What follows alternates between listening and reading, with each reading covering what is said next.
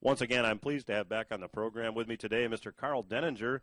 If you're not familiar with Mr. Denninger's work, you can learn a lot about his work and research at market-ticker.org. And Karl, welcome back to the program. Thank you very much for having me. Karl, we were chatting a bit before we started this interview, and I have been talking about it on the program as well. When you look at what's going on around the world, it seems that from a currency devaluation perspective, we have every central bank in the world printing money to try to win the race to the bottom. Now it seems like Japan may be in the lead. Give us your perspective as to what's going on there. Well, the Japanese currency market started to move even before the election, but since that has happened over the last 5 months or so, there's been an enormous shift in the currency value of the yen versus the dollar, and of course versus the euro and everything else, because it's actually the yen that's moving, not the other currencies.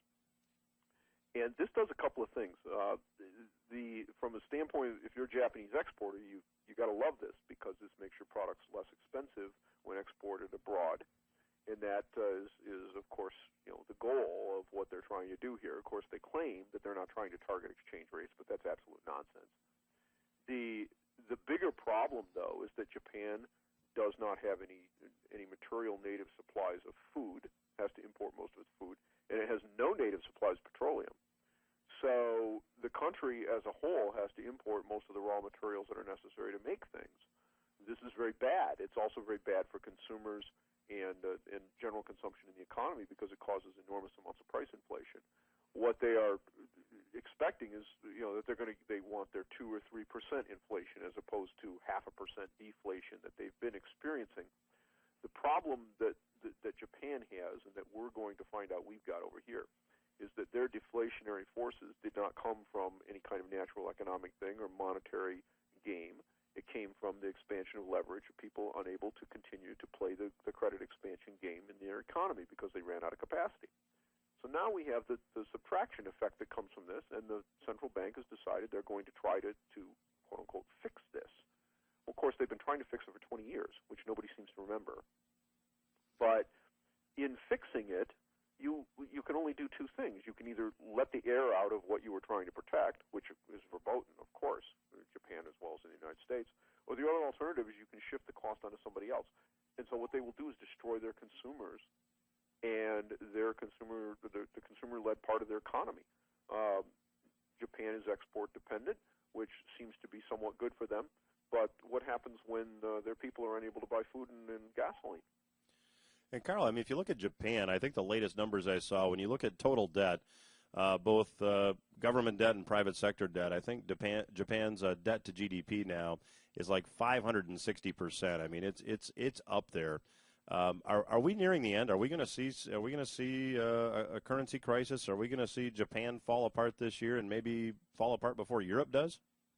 It's entirely possible. The big problem that the Japanese government is going to have is that, like all of these governments, including ours, they're spending more than they take in taxes.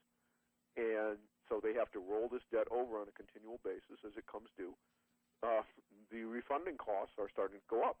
Now, granted, they haven't gone up a huge amount. Okay, the JGBs have, when you look at it as a percentage terms, it's a monstrous move. When you look at it in terms of absolute instruments, I think the current quote was 0.58 percent.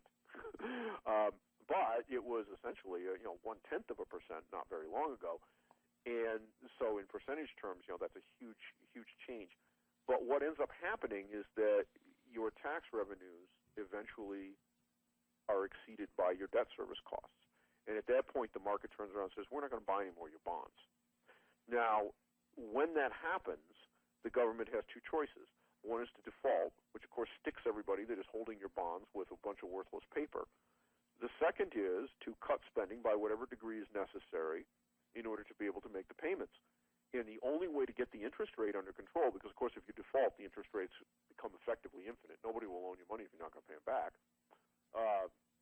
So in order to cut rates, in order to cut the borrowing down, to keep the cost under control, you're going to have to take massive amounts of money out of the economy that you would otherwise be spending as government.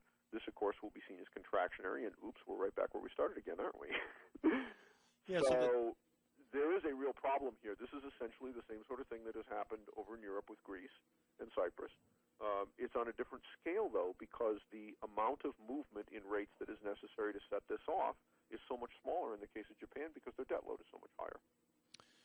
Karl, this excessive debt level seems to be a theme not only at the national level in many countries, but also the local level. In fact, there's a news story out this past week that the emergency manager appointed to try to manage the city of Detroit's finances said that, we can't do this. And largely the big issue there is underfunded pensions. How many more Detroit stories are we going to see over the next couple of years? How many other cities might be affected? Hundreds. It's a terrible problem. This is, this is one of the biggest issues that we have as a country. We, as a nation, we all think of the federal debt as being a huge problem. The federal debt is almost a sideshow compared to what we've done within the states and the municipal governments. The promises that we have made, that we've allowed trade unions, in particular, police, fire, teachers, to extract from, these people in government that we supposedly elect, that is just simply mathematically impossible to ever pay, is outrageous. And yet, we still haven't stopped doing it. Detroit is just the beginning of what is going to ultimately become an absolutely irrefutable truth, which is that you can't spend money you don't have forever. Well, it's that simple, and I'm reminded of what what economist Herbert Stein said, I believe in the 90s. If something cannot go on forever, it will stop, and that's certainly the case here. How do you see this whole pension underfunding issue playing out in a minute and a half or so we have left? Are we going to see the government come in and just say, look, PBGC doesn't have any money, we're just going to have to reduce benefits for everyone receiving pensions like they did in Central Falls, Rhode Island? What you are going to end up seeing in this sort of situation is the government's going to have to come in and say, guess what, we don't have the money, sorry, have a nice day. And that's not going to go over very well. Now, what happens in the lead up to that and in the aftermath is an unknown. But the idea that you're going to hear the screaming from the various sides, well, these are constitutionally protected. In many states they are. My answer is going to be the same that it was 3-4 years ago when I started writing about this, which is you can have all the constitutional protections that you'd like, but if there's no money in the checking account, it doesn't make any difference what you were promised. Yeah, that is the bottom line. Karl, if someone wants to learn more about your work and your writing, what would you have them do? I would have them go over to market-ticker.org. Terrific. Well, we will continue our conversation with Mr. Karl Denninger when Everything Financial Radio returns. Stay with us.